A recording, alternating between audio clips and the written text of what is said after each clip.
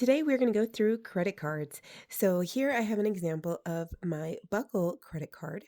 So, we're going to go ahead and go through that, and I'm going to explain to you what you need to know about your credit cards.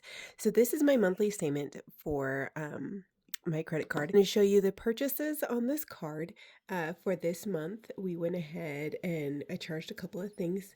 It was 164.28. I paid 14.28, which left a balance of $150. So on the statement closing date, which is very important, which was March 19th, I had a $150 balance. So because of that, the new balance is $150. The minimum payment due for this card is going to be $37, and that's going to be due on April 13th of this year. So, what we want to know is we want to make sure that you are aware of how credit cards work. So if I was not to pay my $37 by April 13th, the due date, my late payment, if they don't receive the minimum payment by the 13th, I will have to pay up to $41 of a late fee. So that would be $41 plus 37, which would be how much? That would be $78. So my $37 payment would turn into $78 if I'm not paying this amount by this date. We absolutely want to make sure that we are paying our minimum balances by the due date to avoid having any additional fees. Now, we do also want to remember that if you only pay minimum payments, there is another catch. That's the interest. So on my card alone, if I was to make no additional charges using this card, and each month I only pay the minimum balance that they require, it's going to take me 5 months to pay off this $150 balance if I only pay the minimum.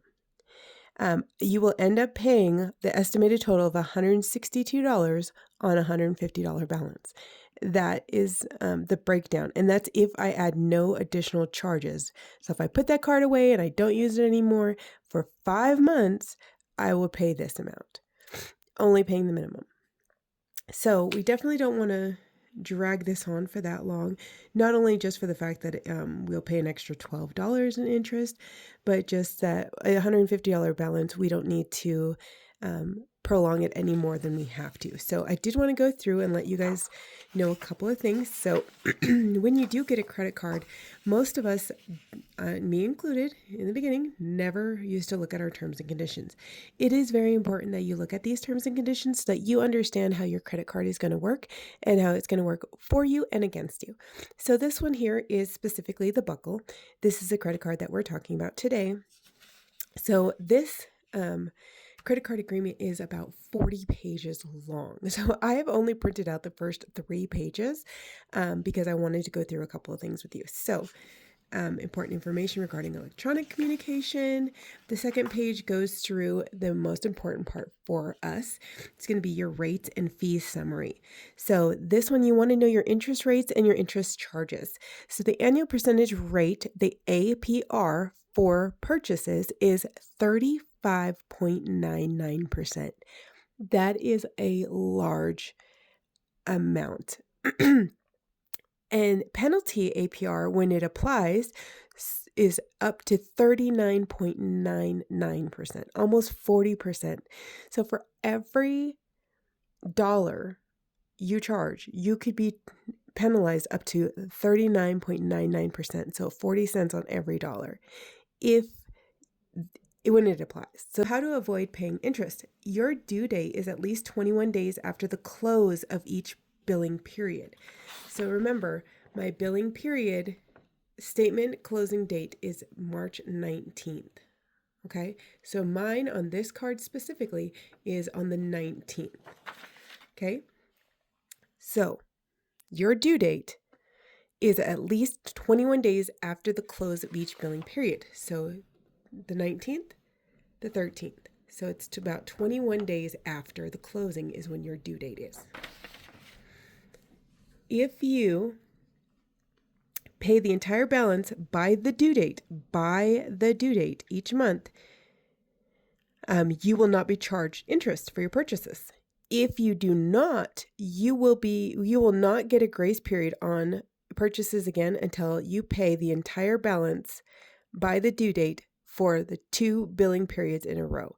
So that's how you would avoid paying interest. So you want to read these types of things so that you know that if you wanted to pay off your balance, this is how you would avoid to paying any interest on that card specifically. So you want to go ahead and read these pamphlets so that you can help yourself know that where you can save money. Okay. So the minimum interest charge, if you are charged interest, the charge will be no less than $3. So every billing cycle, you will pay no less than $3 in interest on your purchases. Okay. And here is a sly fee that I have just recently noticed. And again, I am like you, I don't read all my terms and conditions all the time. So again, this is, I made a mistake, so I'm telling you what mistake I made so that you don't make the same mistake. This is me helping you help yourself. So setup fees and maintenance fees. Under the fees, there is annual fees and paper statement fee. That is one I was not familiar with. So if we go in here, setup and maintenance fees, there's none, but up to $35.88 annually, which is $2.99 each month, in which your balance is greater than $3.50, a paper bill statement is mailed to you. You can avoid this fee each month you are enrolled in paperless statements on the last bill of your billing period. So I'm going to get charged $2.99 each month up to $35.88 annually anytime they print a paper bill and send it to me if my balance is greater than $3.50. Let that sink in. Every time they send me a bill telling me how much I owe, they're going to charge me $2.99 to print the bill and send the bill to me to tell me I owe them money. Is that crazy? Again, read your rates and your fees. I'm not saying that there's anything wrong with the card. I'm not saying that there's anything wrong with credit cards in general. But all I am saying is that you need to read your terms and conditions so that you know what fees, what percentages, what rates you are paying for. So in that way, when you get your credit card statement, you can read more than just my $37 is due on the 13th, and that's all you read. You want to read what you're getting into. When you slide that card, what you're promising to pay back when you are borrowing from this creditor. So again, for me, I want to make sure that I pay this credit card off sooner than later. So $150 is what I owe. I am going to pay $37 by April 13th, but because I want to pay this card off as soon as I can, I am going to go ahead and I'm going to make a plan on how I'm going to do that. So normally in my planner, I'm going to go back to March so that way you can just see it. It's easier for me to show you in March. I get paid every week on Tuesday. So if I want to pay off this balance of $150 on every Tuesday of April, starting on the 7th, I want to pay off this loan. So I just got paid on the 31st. So I'm going to just go and write this one in. Okay, so the 31st. So I'm going to pay off my $150 balance in 5 payments. So by the end of April, I want to have that paid off. Okay, so to do that, we're going to go back to that annual percentage rate, correct? So we're going to do this in this way. So $150 is what we owe on the card, right? And then we're going to times that by 35.99%. So again, for the whole year, if we were to keep that $150 balance, we would pay $53.98 per year. But we're only going to do that per month. So it's only $4.49. So $4.49 is what we would owe on this $150 balance. if we were to pay it off within 30 days, because this is 1 month, right? Okay, so we're going to add $150 to the, so $449 plus $150. Okay, so our new balance that we need to pay off, if we're going to pay this off this month, is going to be, sorry, I didn't even notice that was not in the screen. So within 30 days, $150, this is the interest, it would be $154.49. So to pay that off in 5 weekly payments, right? We're going to divide that by 5. So I need to come up with $30, and let's just round that up, 90 cents per week to pay on that card. So then that way each week I can be paying that amount, and by the end of the April, we will have this paid off. So each paycheck that I get, I need to take $31 and put it aside specifically for the Buckle credit card. Now, do you remember on the 13th, we are going to have that it needs to be at least the $37 needs to be paid by the 13th, right? So if I take $31 here and $31 here, that'll be $62 that I can pay before the 14th, before the 13th. Okay? So I need to take this $31 and this $31, which is going to be $62. So I'm going to pay $62 before the 13th.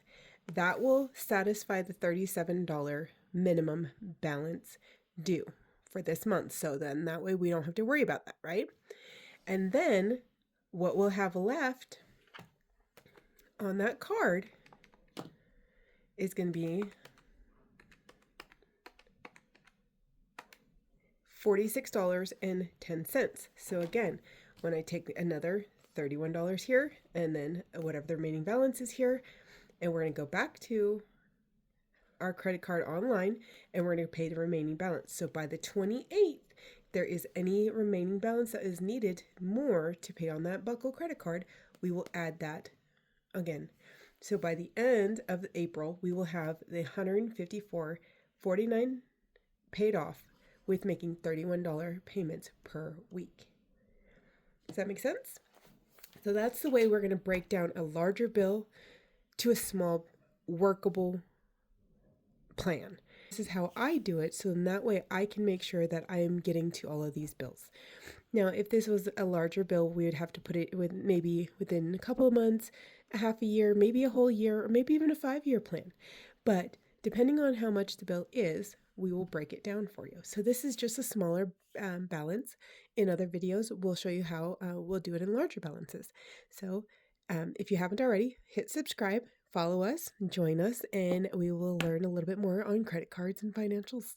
And again, this is not professional advice. This is just how I personally handle my finances and how I feel like I can help others by teaching you what I've learned about credit. So have a great day. Bye-bye.